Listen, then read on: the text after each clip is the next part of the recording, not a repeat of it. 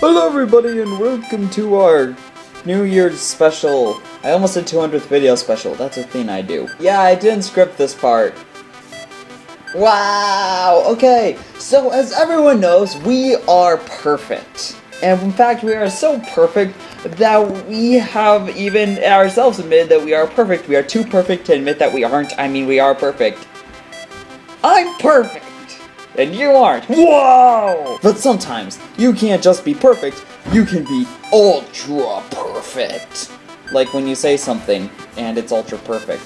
So these are our top 10 ultra perfect lines from this past year, I guess. Okay, 2 rules. First, okay, that was a good rule. A second rule, no lines from years before 2015, because that would suck. And also because we have to go through like a million more, and also because it's top 10 newbie quotes of 2015. It wouldn't make much sense if something from 2011 made it on here. Especially since we didn't exist in 2011. Oh yeah, I remember what the other rule was. Never kill people! You know, I think it's racist to be 2 races. I'm voting against Irish American next time. I shouldn't be talking. Because that's what happens in anime. People fall asleep and you draw on their faces. Would you believe me if I told you that less than 2 years ago, the only anime I had ever seen was Kirby Right Back Ya and Sonic X, if you could even count those? Well, it's true. But since then, I've watched more than my fair share of anime, and I've discovered the wonders of One Piece, Full Metal Alchemist, and yes, Dragon Ball Z. That being said, never once do I remember witnessing somebody falling asleep and somebody else drawing on their face in any anime ever. Well, except for that one episode of Sonic X where Victor and those other guys are trying to get Tails and Cosmo together. I mean, that was a weird episode, but it was also really funny. Like them drawing on Knuckles' face. That was really the best part. Memories. Maybe it was that bit, actually, that came to mind when me and Evilgrapez had the anime face drawing conversation. It just sort of feels like something that they do, you know? I'm not quite sure how it would work, but I like this quote too much to leave it off.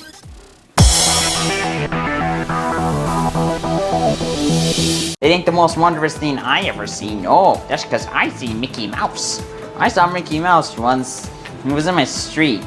And he was handing out free popcorn and guns to the kids. Sometimes the best lines are born out of desperation. Han Solo was desperately trying to get out of the cheesy love dialogue, Jack Sparrow was probably desperately happy with his jar of dirt, and in this case, I was desperately trying not to be boring. Episode 7 of my Skyward Sword Let's Play was not an episode where I was very interesting. I mean, the most entertainment came out of Evilgrapez's editing, except for this one line. Angry with myself and determined not to let a video go by that was boring, I promised that the next line I said would be the most convoluted, stupid, and just why sort of line in the entire Let's Play. And I do believe I succeeded.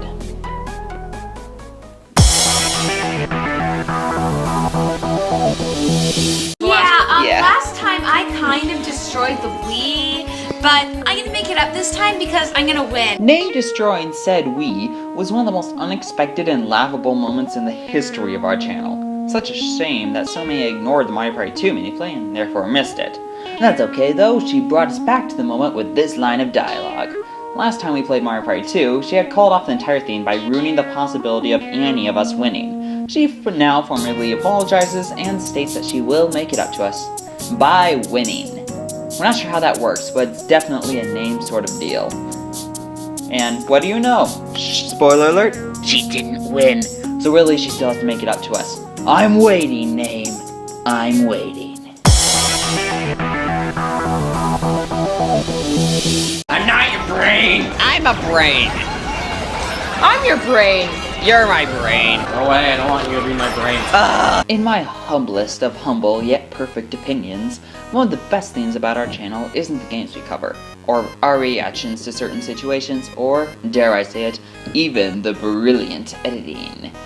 No, it's the way that Team Newbie interacts with each other. Our very relationships all clash in a row of different personalities and styles of humor, and has led to some mind-bending, pun unintended, and often hilarious dialogue. From when me and Name both reached out to stop Evilgrapez from messing with her controller, like he did mine, to Rodian's constantly targeting me during Smash, despite Evilgrapez being the bigger threat, we've had our fair share of moments. This one conversation basically sums it up in 10 seconds.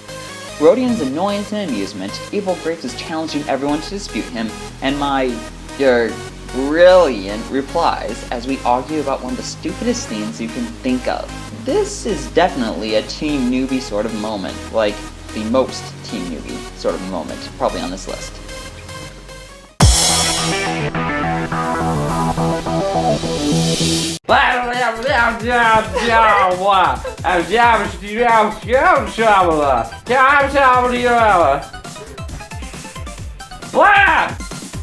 I have no idea what was just said, but it was pure, unadulterated genius.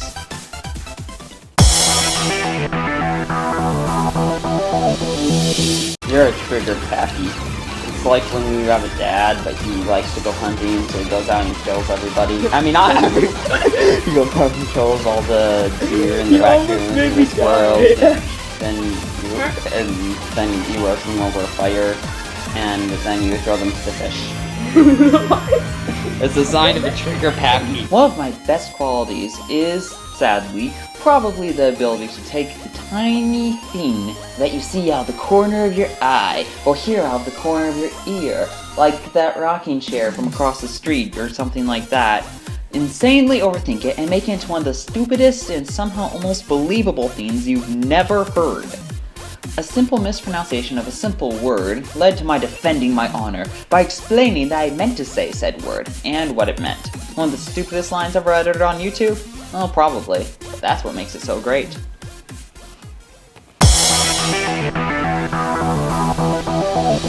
You know what? Since I've made it so far, I'm gonna do something totally crazy and dig straight down. With steak. Brilliant idea, James. I can't believe I didn't come up with that myself. Traveling alone for hours and hours in the jungle after seeing your only companions starve and explode, respectively, can take a pretty serious effect on your mind, even if it's only in a video game. We see that in the last 3 episodes of Minecraft Hardcore Attempt 1, as the most calm, annoying, and reasonable member of the group devolves into a heap of craziness and strange thoughts not very much unlike an actual madman. It was strange and showed a side of Rodian Warrior that the fans hadn't really seen much of before. Over the course of 3 episodes, he spouts several unfitting lines, but this is the best, as it was a direct example of what Rodian had become without his friends and with a slot of humor to fill. He directly declared his intentions to do the stupidest thing you can possibly do in Minecraft, and because it wasn't stupid enough, added something to make it even less sensical, if that's a word. Then he congratulates himself on the stupidest idea ever, and states that he wishes he had thought of it. Maybe it shouldn't be such a surprise that he ended up committing suicide.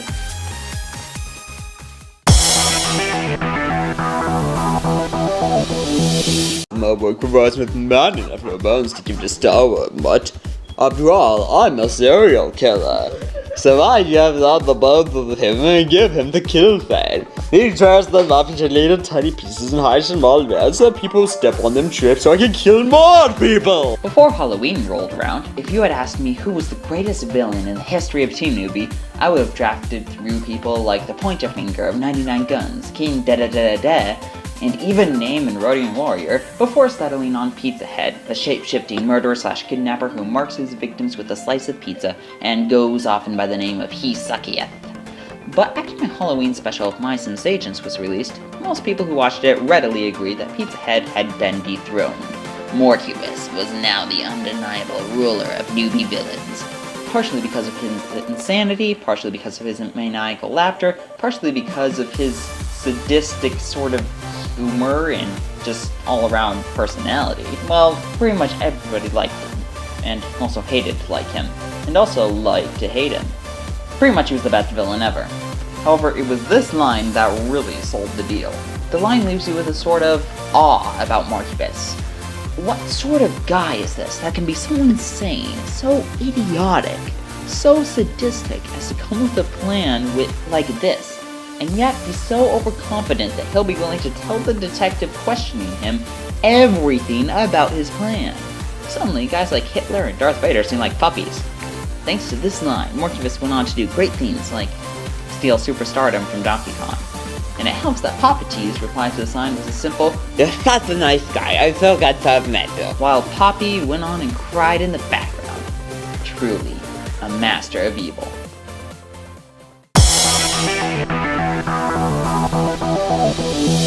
Now things are much better. Except everything's still flashy and I'm still sort of weird and hyper and maybe drunk. I mean, I'm not drunk when you're drunk! Sometimes I can get very excited about a new video. When I do, it tends to affect what I do and how I act in the video itself. Sometimes I record late at night, and when I'm incredibly tired, and therefore incredibly hyper. Now combining those two together creates some of the strangest videos I've ever made. Prime examples of which would be This Is Why We Are Brains, my announcement plus beefing video, and more to the point, my mini-play of Hamster Ball. Hamster Ball was a childhood favorite game of mine, and playing again made me ecstatic. Well, too ecstatic, it turned out, as the video was riddled with some of the strangest things I've ever said, not only in my videos, but in real life. From my declaration of being a ninja, so I was always the quietest, to my claim of being a bonky bonk, my unusually hyper attitude might have led many to believe I wasn't entirely mentally there. I dispelled such notions, however, with the strangest, most just why and confusing statement not only in the entire video, but probably the entire year, and possibly all of Teen Newbie history. I started out by claiming that things were better now that I was playing in normal mode rather than easy mode, before noticing how things really weren't better at all. Included in the things that weren't better were how I might be drunk, which I immediately reversed, saying I wasn't drunk in such a way that it genuinely confused people as to whether or not I really was, before delivering the shocking question of, what are you drinking? Suggesting that one would have to be drunk to assume I was drunk.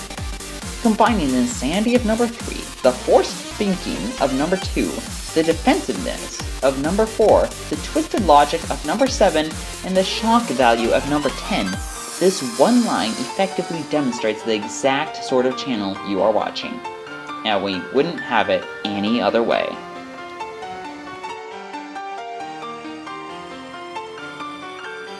Hey guys, so you like this top 10 list? Of course you didn't, because you didn't agree with it. Well, in that case,